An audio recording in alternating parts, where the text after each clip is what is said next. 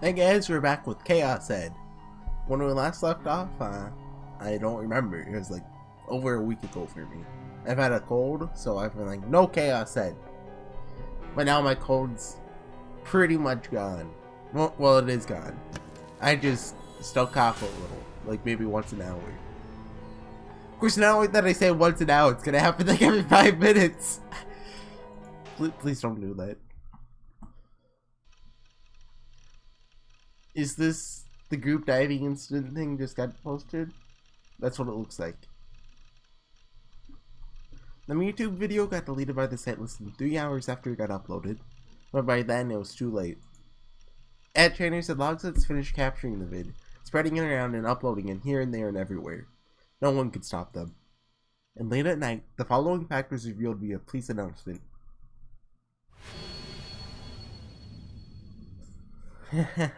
Funny!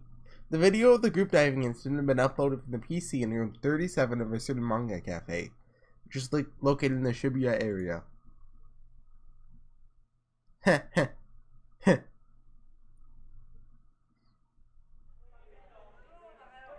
Seated at my desk, I slumped over and hung myself. Without my realizing it, I started eavesdropping. Today I was oversensitive to the voices of those around me. I listened to all kinds of conversations, but no big surprise there. Everyone was talking about the group dive video from yesterday. There were also girls jokingly saying, "Whose eyes are those eyes?" to each other. I bit my lip and studied the surface of my desk. That video was proof. Proof that Shogun existed. Proof that I hadn't killed anyone. Which meant I didn't have multiple personalities. The old man in the wheelchair was the new gen perpetrator. But for what reason could Shogun have deliberately uploaded that video? Why would he himself do something to hint at his identity, when the criminal had previously been swathed in mystery? And upon doing this, I came up with two conclusions. The first one was that Shogun was the attention-seeking type of criminal. The chances of this seemed pretty high, given how he had gone out of his way to show himself to me. As for the other possibility, he was challenging me. For reasons unknown, Shogun, along with his underling Yua, were meddling with me. I don't know why they felt the need to do so, but they almost succeeded in setting me up as the new gen criminal. It was possible that the police continued to suspect me even now. Shogun was trying to entrap me. 僕のメッセージは受け取ってくれた。目覚めるんだ。早く出ないと。もっとたくさんの人が死んじゃうことに。I mean, it kinda sounds like he's on my side to me. 忘れないで。君は逃げちゃいけない。The Shogun had spoken to me when he showed himself before me. I don't think of it as a form of intimidation, the equivalent of, "I'm going to kill you, so don't run away." This time, he's taking the unprecedented action of uploading the video, making sure it's seen throughout Japan. Shogun had undoubtedly moved to the next step of his plan. But naive to think that maybe he'd stop targeting me. On the contrary, it'd be better to assume that he had at least begun to attack and plot against me in earnest. I was scared. That video had given me the shakes. Despite the fact that Shogun was, physically speaking, under a far worse handicap than me, he'd killed five high schoolers without lifting a finger. If everything New Gen then had been done by the same person, it meant that the Shogun had acted the brutal pregnant man, staking, and is it vampire or just vampire? Cases with his diminutive body. Or maybe Yua had helped him. Either way, I didn't have any confidence in my ability to protect myself against people capable of carrying out such horrific acts with ease. My terror of them, my rage against the unfairness of my being targeted, and the message of, "Whose eyes are those eyes?" If I weren't careful, I'd start trembling. To suppress that, I'd have to keep myself from relaxing for the time being. Constantly pay close heed to my surroundings and brace myself so I could flee if someone seemed to be approaching. I know where Shogun, or else Yua, might have suddenly appeared before me. For that matter, no guarantee that Yua was the only one working under Shogun. Someone connected to Shogun might be among my classmates now indulging in carefree chatter all around me. I'll do everything in my power to avoid getting ambushed, like yesterday at that cafe. Not, I'd get killed next time for sure. Had to get a D-switch, fast. Getting a D-Sword was the only way to break free in my current situation. After listening to ISA and Senna, actually researching it online, I was all but certain of it. I'd be saved if I got my hands on a D-Sword. Yesterday evening, I'd been practically collecting information on D-Swords while I kept my eye on the frenzy online, but I didn't meet it with much success. I cradled my head, digging my fingers through my greasy hair. How the heck was I supposed to become the owner of a D-Sword? You know, there's all this cryptic, you must find it for yourself. Want to give like a hint? I say it told me so, but it was asking too much to say without giving me a single hint. I was becoming more and more impatient. Anxiety threatened to make my chest cave in. Hurry and find the D-Sword. No matter what it took, the D-Sword. Gotta find it. Everything will be over if you don't find it. Gotta find it before I become the next new gen victim. But I was supposed to find one. I don't know any good methods. I have a hint. I have to rush, or I'll lose my chance to find it. Am I capable of finding it? This wasn't the time to be doing stuff like coming to school. My life and my ability to graduate. There's no need to weigh them against one another. Yet why was I... Sensing someone's approach, I raised my hand in a flash and recoiled. Rumi was there, looking at the suddenness of my movement. I'm the one who was surprised. Don't scare me like that. Released from my tension, let out a sigh and flopped flat against my desk. As usual, Rumi took a peek at my face, flustered, and lowered my eyes.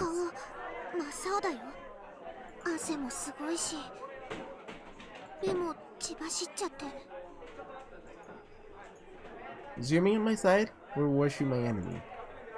She saved me once, my wariness towards her had faded considerably. However, on the other hand, strongly resolved the suspicious points around her. What had been going on when I saw her covered in blood at the staking? We were supposed to have been friendly classmates since freshman year, but why was she completely missing from my memory? Rumi tilted her head, into trouble. It's nothing. Looked away from Rumi. I couldn't ask her such things to her face. My nerves were utterly frayed by the time of today's classes finally came to an end. Even during class, I'd ceaselessly and worriedly surveyed my surroundings, paying no attention to the classes themselves. I'd slept since yesterday, but the sheer tension of it kept me wide awake. School today had felt virtually endless, and its excessive length had set me into despair time and again. Wondered why one's sense of time could be so drastically affected by one's state of mind. They say time flows at a fixed and constant rate, and maybe that's a lie. Your subjective point of view can change the speed of time. In fact, I had a hard time thinking of people's attempts to affix stand-alone values to periods of time like seconds and hours as anything but a plot to cover up the differences in subjectively perceived time, and thus make all of humanity recognized the same way. And supposing the length of time changes based on your subjective perspective, then if you reversed it, wouldn't that mean that you could actually control its length at will? That occurred to me because of what Senna had said about controlling the free will of others. If you reversed it, huh?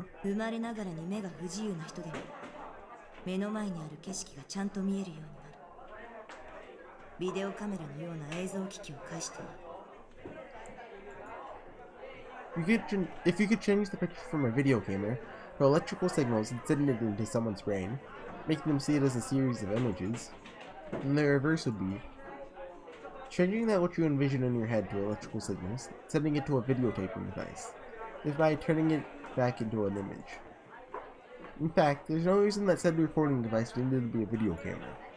For example, what happened if you connected them to a hard disk recorder, showed them recordings of a nature program? What if instead of a nature program, you showed them an anime?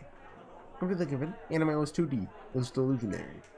Since the person who had been blind since birth would never actually have witnessed 3D scenery, if you showed them an anime and said, this is what the world looks like, wouldn't they come to believe that the 2D world itself was reality? That way, the person in question would perceive delusions as being reality, wouldn't they? For example, Person A puts their... Right, actually, will just get me out of a pseudoscience explanation? Please do. Get me out.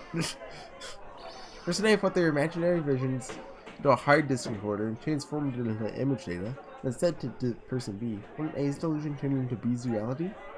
Delusions turning into reality, theoretically, should be possible. Ooh ah, am I some kind of genius? Lol. Magnificence, my idea thrilled me. Perhaps this itself was the way to obtain a D-word. Didn't I say called a D-word a delusion? Alright. Time to go home and check it out online.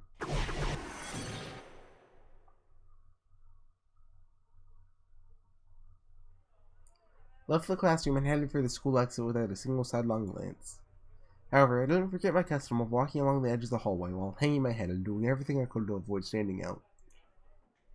Is that his custom? I don't think he's mentioned that before. Since a little time had passed since the ending bell, most people who went straight home were already gone. The students with club activities or cleaning duty remained behind. Somehow, schools give off a lonely, nostalgic feeling once the day's worth of classes have ended. This is true of both old-fashioned, wooden old school buildings and newer ones like Sume. Although, to be fair, it only been to wood-constructed school buildings in Nyoke. As I walked through the corridor filled with slanting afternoon light, pondering over that kind of useless stuff, I spotted a peculiar figure coming towards me. The girl was tottering along, carrying 2 huge cardboard boxes. Am I still delusioning? Boxes hid her face from me. Probably couldn't see what was ahead of her either. I'm assuming it's transfer student. She couldn't possibly have been more precarious. If I were in Nyoke, a situation like this would lead to me colliding with her and setting off a flag, guaranteed. Not about giving it a shot, it was a mere thought, of course. I didn't have any intention of actually trying it out. On the contrary, I stayed on my guard. Chances are strong that she might be an assassin to be sent by Shogun. Oh, don't get involved. Watch out. Paid careful attention to every step she took. She drew still closer to me, swaying first to the right, then to the left. I, on the other hand, walked along the left side of the corridor. Waited until she tilted towards the right, and sped up my pace. By doing so, managed to pass her safely. Hearing something drop, I cast my gaze downwards without a second thought. Someone's student handbook had fallen. Without meaning to, I stopped. The cardboard box girl dropped it. Thought hard as I contemplated the student handbook. Doubts rose at the back of my head. Had it fallen now? With this timing? It was too obvious, almost as if someone was urging me to pick it up. A trap? Wondered if she dropped it on purpose. Cardboard box girl used both arms to hold up her boxes. Neither of her hands had been free. If her student handbook had been kept in her skirt pocket, it would have been impossible for her to take it out and drop it on purpose. Except, it was as if I had actually seen where the handbook had fallen from in the first place. Maybe the cardboard box girl had been holding it from the start, carrying her cardboard boxes in such a way as to conceal it from me. Nothing was certain. Might have been deliberate. It would be normal to regard it as a coincidence. I then made my gaze follow the figure of the cardboard box girl, or tried to. Right at that very instant, the cardboard box girl turned a corner and went out of sight. I'd only seen her from behind for a second. I didn't think she looked familiar. Felt like she had short hair. No, but it also seemed long. Couldn't make a decisive statement either way. I hadn't seen her face either, of course. The cardboard boxes had hidden it as we passed one another. All I remained in the hallway were me and the student handbook. I could pick it up and look at it. Maybe the common sense response would be to pick it up and take it to the faculty room, or chase after the cardboard box girl, but I hesitated to do either. Looked around. I didn't see any other students. All I heard were a number of girls laughing merrily from somewhere far off. I didn't think this was a trap. Handbook's owner was already gone. How might the situation end up entrapping me? Could there be a microscopic bomb planted in the handbook? Small bomb! That was far too unrealistic. So surely nothing would happen even if I picked it up here and now. Right, of course. Nothing was going to happen. I'd use it to confirm who that girl was, just in case. She might be working for Shogun. I take a look at her name, class, and headshot. Leave the handbook itself back here. I take a pass on shouldering the hassle of having to deliver it to the person in question. After glancing around with even greater caution to make sure no one is in the area, picked up the student handbook and casually opened it to the first page. Okay, you got me. Funny prank. hastily flung it away. What was that? An unidentifiable airiness. It didn't freak me out so much as it made me feel sick. Malicious and blunted harassment aimed at me as an individual. I mean, it could not be. Probably is. Who would do such a thing? Could be a delusion. The girl from before, obviously. That girl had been affiliated with the Shogun, after all. Of course she had. I only had a glimpse of the student handbook's contents, but the first page, which should have contained the owner's name, birth date, class, and other information, but utterly blacked out. Furthermore, the headshot photo that ought to be pasted there had been ripped apart. Made me ill. Ugh. I abruptly experienced nausea. Wanted to leave this place sooner rather than later. Let me take a drink.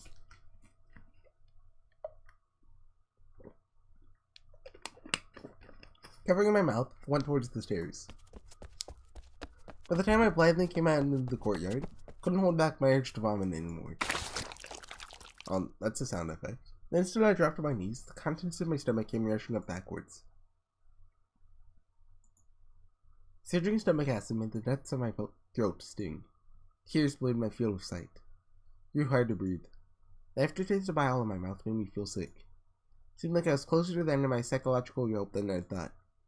Might also have been because I stayed up all night. Looked around ceaselessly as I wiped the edges of my mouth. No one was here. The shadows and blind spots I normally wouldn't take notice of seemed dreadful to me now. I began to think that Yua and Shogun might be hiding somewhere. Once I made myself believe it, I lost the ability to take a single step away from this place. Somebody, save me. Wanted to cry. At the same time, the urge to vomit rose in me yet again. I didn't throw up this time around, but I had dry heaves over and over. It hurt so bad, more and more tears started overflowing. Then someone softly began stroking my back. Oh. Frightened, I looked behind me. 大丈夫 It was your mate. 大丈夫だよ Those words weren't a question aimed at me. They were a gentle conclusion. 私はタクの味方だから Kinda starting to doubt whether I should trust her or me. She didn't grimace at the rotten stench of the felt I'd reached up. She didn't show any indication of despising me, even though she saw my face covered in tears and nose drippings, with vomit stuck to the corners of my mouth. She smiled serenely, as though to assure me. Don't trust anything. She drew close by my side, lightly stroking my back. Why? Before this, and now. When I thought I wanted someone to save me, why did Rumi materialize before my eyes? Because Rumi was here with me now. I felt relief. Felt my burdens lightened. Before I knew it, I began divulging all my emotions. Even though I was bad at talking about myself. Help me. I'm scared of being alone. Maybe this is why I'd come to school. I would know now that I was better off alone. Even now, of course, I was frightened of talking about people. No self-confidence when it came to making contact. Oh, I need a cough. 1 second. Okay? And no self-confidence when it came to making contact with people. But by being alone with Shogun and Yua, while Shogun and Yua hunted me down made me feel far more insecure and scared and forlorn. Wanted someone to stay with me. They didn't have to be kind to me, just wanted to be in a place with other people. By myself, I'm scared. だったら私が一緒にいてあげる Those words held no malice, nor any reluctance. さすがに24時間ずっとは無理だけど Her shy gaze suddenly tilted up towards the sky. Was she looking at with such distant eyes? And then she held her hand out of the sky, the good old stardust handshake.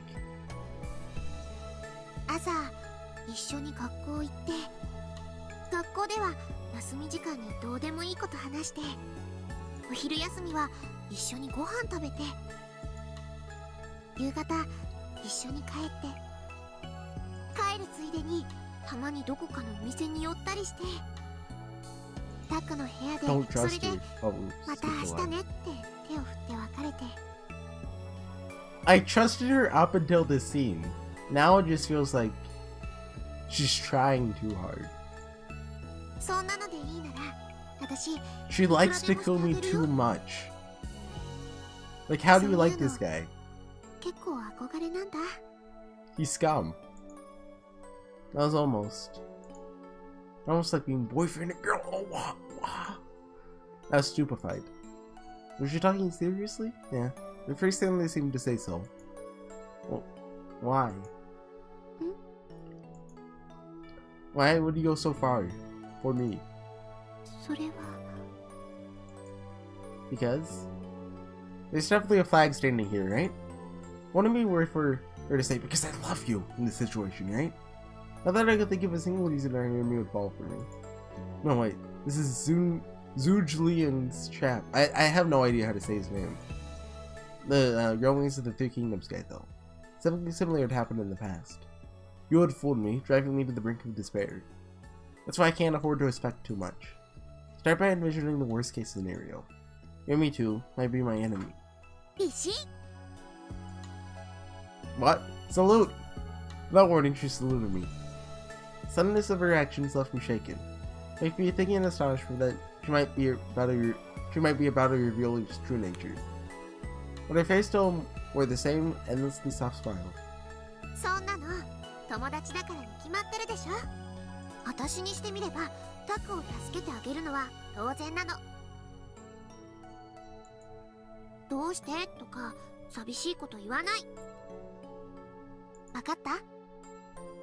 Got it. Yeah. First, as a couple, I might have felt like my life had begun for real. But even if we were just friends, it made me incredibly happy. Having another person to be nice to me. But although, I'm also getting the vibe that Remy doesn't actually exist. Same with... I still have that Basumi doesn't exist theory either. Think about it. It makes sense. Having another person try to do something for my sake without seeking anything in return. I've never known it would bring me such joy.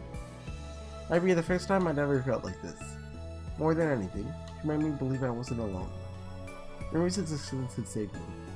When now she had finally settled down, I felt considerably better. What Remy held out to me was a vermilion floral scented handkerchief. I accepted it meekly, but I hesitated to use it. Thanks. Felt bad about it, but I decided that I might as well accept her generosity. Wipe the edges of my bile-soiled mouth. It's the first time I'd received a present from a girl outside my family, though I wasn't sure whether I'd call this a gift. Because I had felt as if I were all alone in the world, and when a little thing like this induced the same gratitude in me as something far more precious. My happiness and relief threatened to make tears spill out again. Remy asked me to hear her voice. Apparently, we'll leave school together. Her suggestion from before was already a done deal. Though I hadn't given her an answer yet. Not that I had any intention of refusing. As for her friend of being alone, I didn't want to be by myself again. Right now, Remy was the only person I could lean on. I think I'll call it there, guys. See you guys next time. Bye.